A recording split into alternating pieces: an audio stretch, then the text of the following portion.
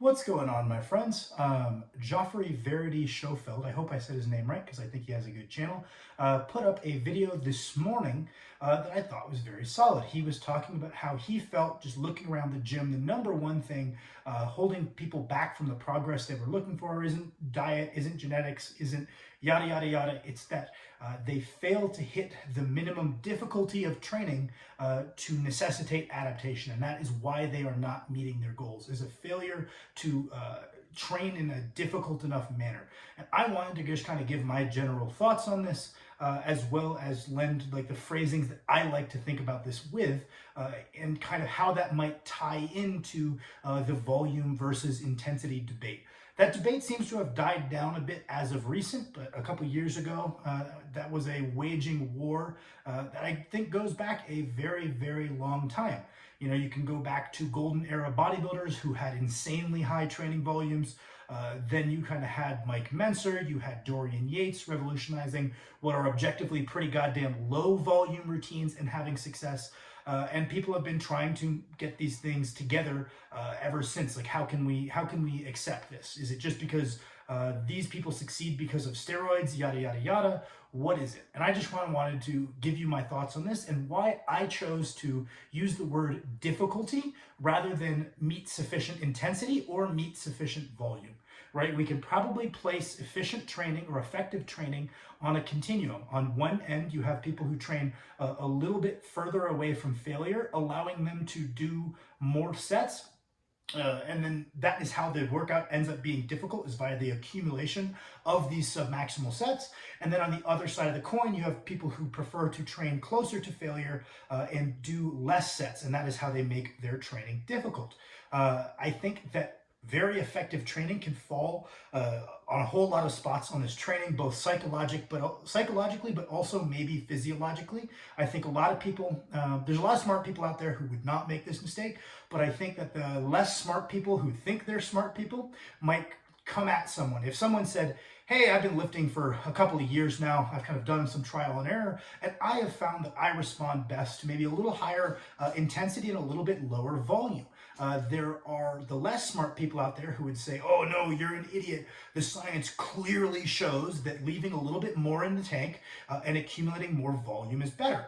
But if they went and they actually read some of the studies they were referring to, and you went to the results section, you can see that there are individuals within the study who actually responded better to the lower volume training, right? So there is individual variability in response. What the study tells us is the average response, that on average, people respond better to leaving more in the tank and accumulating more volume, which is very helpful because that gives us a more accurate and more likely to be correct initial prescription.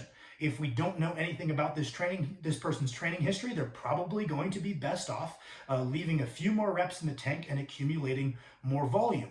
But we then adjust to the individual from there. And if we find that individual does respond better to maybe a little bit lower proximity to failures and a little bit lower volumes, then who's to say that is wrong? I think that as long as the lifter and if there's a coach present are being nice and objective with their appraisal of the results, that is a perfectly fine conclusion to come to, because these people can be observed even within the studies. And I think that's a frequent misapplication of the studies, right? So we have this continuum of training, right?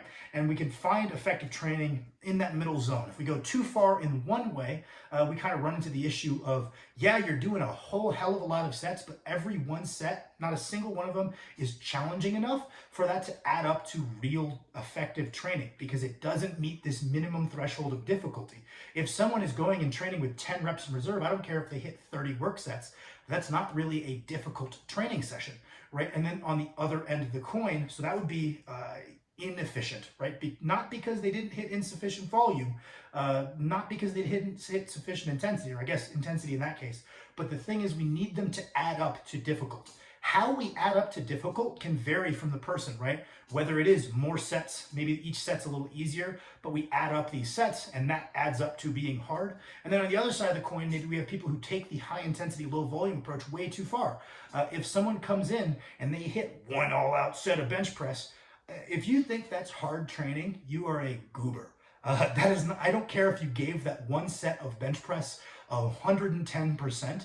that is not a difficult training session. So again, in this case, because they didn't hit sufficient volume, the problem is that it doesn't add up to sufficient difficulty to drive adaptation, right? Because we can break training down into volume, frequency, intensity, but all of these things are relative to the individual. And the thing that scales with the individual is difficulty, and that's the fourth variable that we need to hit. If you walk out of a training session and I asked you, hey, was that a hard training session? And you say no, either you're a beast, like you're mentally just a stud, and you're just like, hard training sessions are nothing to me. I don't feel they're hard.